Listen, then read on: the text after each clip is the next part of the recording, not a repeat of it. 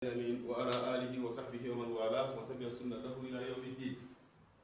frères, une fois de plus, assalamu alaikum wa rahmatullahi wa barakatuh. Voilà, nous sommes arrivés au chapitre 7. Vous voyez que ça évolue très rapidement. Aujourd'hui, le chapitre d'aujourd'hui porte sur d'autres sujets concernant la prière.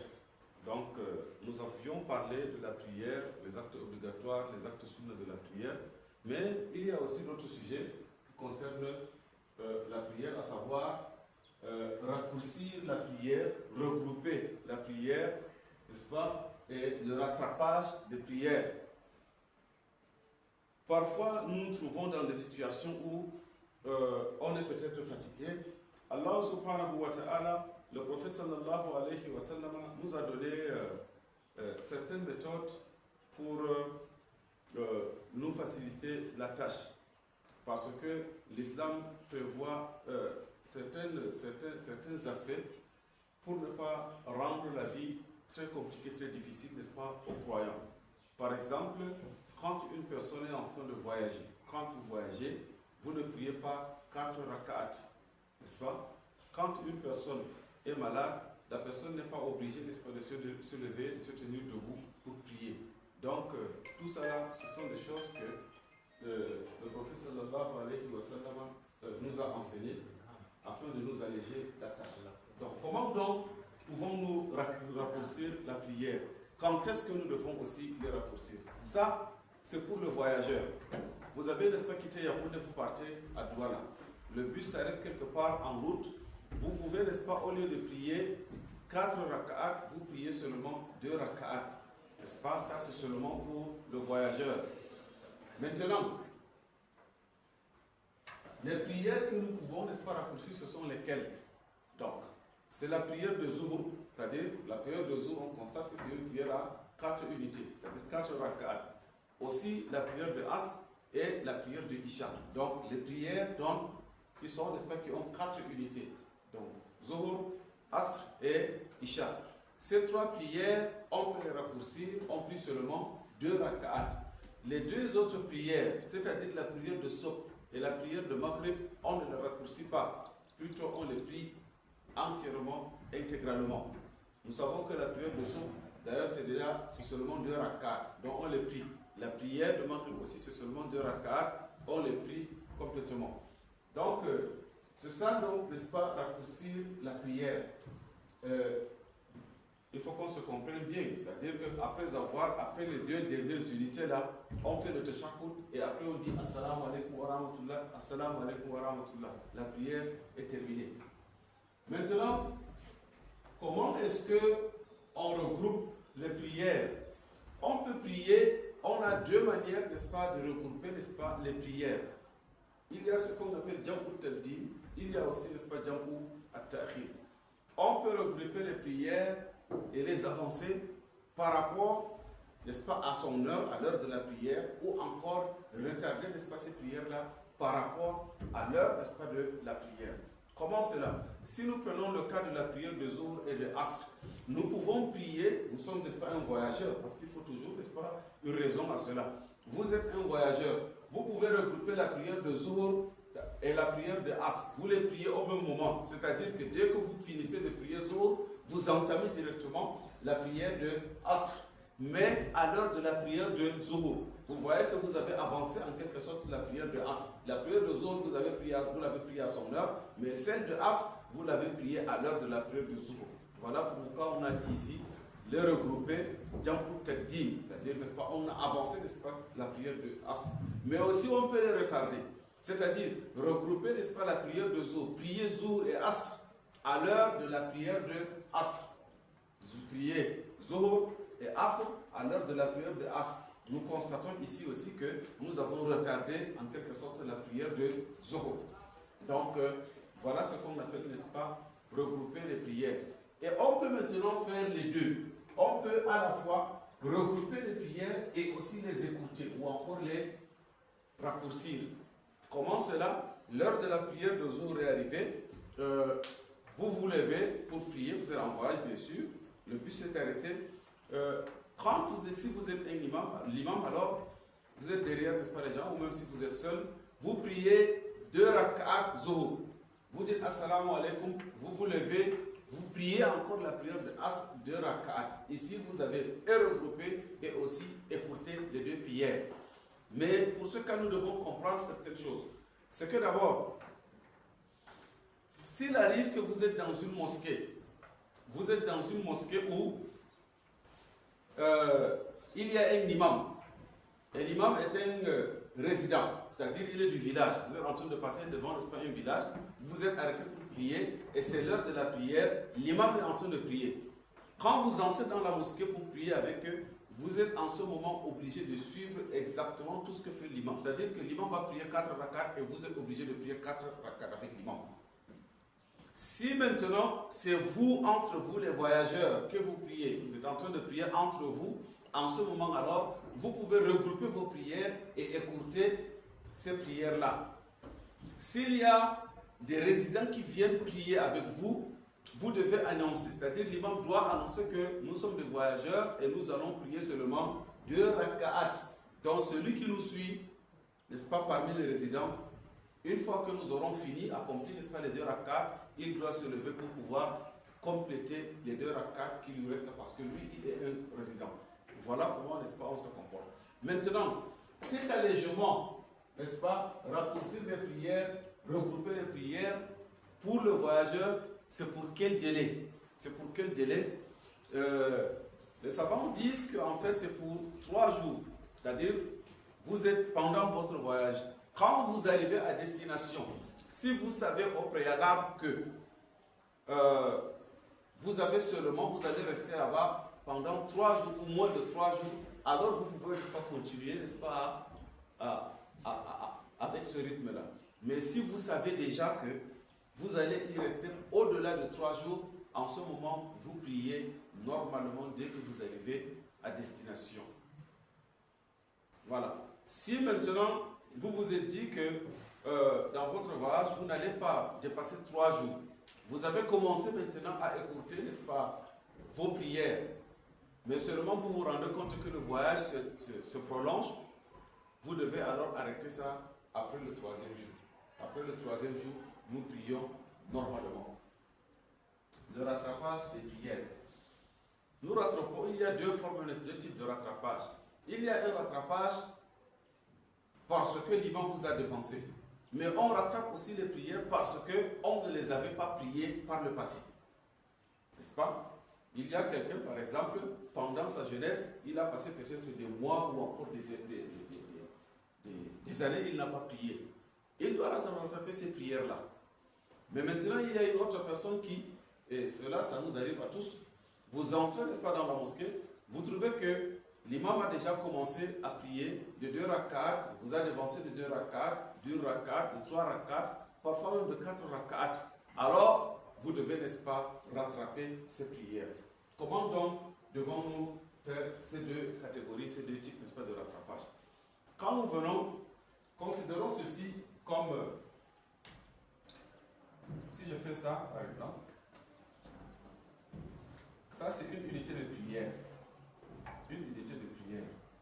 N'est-ce pas? Ça c'est une prière. Prière de Zuhr, par exemple. 4 rakats. Nous nous asseyons ici.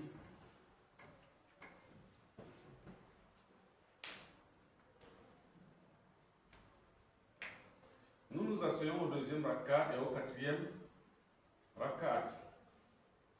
Énumérons les rakats. 1er rakat, 2e, 3e, 4e rakat. Donc, nous nous asseyons, n'est-ce pas, à la 2e rakat et à la 4e rakat pour dire assalamu alaikum. Alors, si l'imam nous a devancé, n'est-ce pas, de quelques rakats, peut-être 2 rakats, 3 rakats, quand nous voulons, n'est-ce pas, remplacer, n'est-ce pas, ces rakats, après s'être relevés, nous devons suivre l'ordre. Nous devons suivre cet ordre. Donc, dites-vous que maintenant je me suis levé, en fait, vous avez prié une seule rakat avec l'imam, la 4e rakat. Quand vous vous levez, c'est la 1re rakat que vous allez d'abord remplacer, puis la 2e, puis la 3e. Qu'est-ce que cela fait? Cela fait qu'en fait, quand vous vous levez pour la 1re rakat, vous lisez, n'est-ce pas, la Fatiha et aussi la Sourate. À la deuxième rakat, vous lisez la Fatiha et la Sourate. La troisième rakat, alors, vous lisez seulement, n'est-ce pas, la Fatiha. Mais maintenant, si vous êtes en train, n'est-ce pas, de rembourser ces 3 rakats-là, alors que, parce que vous avez, n'est-ce pas, perdu, vous avez raté seulement la dernière rakat, au premier rakat, il est bien vrai que vous lisez la sourate, la Fatiha et puis la Sourate, mais seulement, quand vous arrivez, quand vous finissez la rakat, vous serez obligé, n'est-ce pas, de vous asseoir. C'est-à-dire, quand on rembourse cette rakat, on s'assoit ici. Pourquoi est-ce que nous, parce que nous nous sommes assis avec l'imam au 4e rakat, et au premier rakat, c'est-à-dire quand que nous avons remboursé, nous devons encore nous asseoir. Pourquoi devons-nous nous asseoir? Nous nous asseyons parce que le prophète sallallahu alayhi wa sallam a dit, à chaque 2 unités de prière, on est obligé de s'asseoir. C'est la raison pour laquelle, n'est-ce pas, nous sommes obligés de nous asseoir. Celle-ci est considérée, n'est-ce pas, comme une rakat déjà avec l'imam. Et ça, c'est une deuxième rakat que nous faisons, que nous accomplissons. Alors, on est tenu de s'asseoir. La première rakat que nous avons priée avec l'imam, nous nous sommes assis parce qu'on avait l'obligation de suivre l'imam dans ce qu'il fait. Est-ce qu'on a compris? Voilà, donc ici alors, quand en payant là, on s'assoit ici. Comme ça, ça fait 2 rakats. Et quand on se relève, on prie, n'est-ce pas, la deuxième rakat. Et enfin, on prie la troisième rakat. Si c'est la prière de Maghrib, nous savons que Maghrib, c'est seulement 3 rakats. 3 rakats, et nous nous asseyons naturellement 2 fois. On s'assoit à la deuxième rakat et aussi à la troisième rakat. Comme cela, n'est-ce pas? Imaginez-vous que nous avons seulement eu avec l'imam la dernière rakat. Et nous voulons, n'est-ce pas, rembourser ces 2 rakats. Nous avons dit que, après avoir prié avec l'imam, on s'est assis ici par obligation de suivre l'imam. Par conséquent, en payant, nous devons d'abord commencer par payer celle-ci. Et naturellement, puisque ce sera une deuxième rakat, une fois, n'est-ce pas, Dieu, n'est-ce pas, la première rakat priée avec l'imam, alors on sera obligé encore de s'asseoir. Quand on se relève, on prie la deuxième rakat, on s'assoit encore. Ici, là, on s'assoit. Et ici encore, on s'assoit. On se rend compte que c'est une prière que dans les 3 rakats, finalement, nous nous sommes assis. Donc, ici, la première assise, parce qu'on est obligé de suivre l'imam. La deuxième assise ici, parce que nous avons prié, n'est-ce pas, 2 rakats, il faut absolument encore qu'on s'assoie. Et la troisième rakat, on s'assoit parce que la prière est terminée. Donc, en quelque sorte, voilà, n'est-ce pas, comment nous devons, n'est-ce pas, rembourser. Autre phénomène qui se passe dans les mosquées, il faudra absolument que nous prêtions attention à cela. Quand nous arrivons à la mosquée, le prophète sallallahu alayhi wa sallam a dit, ne vous empressez pas. Nous sommes en train d'aller à la mosquée, nous avons entendu que l'imam a commencé, n'est-ce pas, la prière, il ne faudrait pas qu'on s'empresse. Il y en a même, n'est-ce pas, qui courent.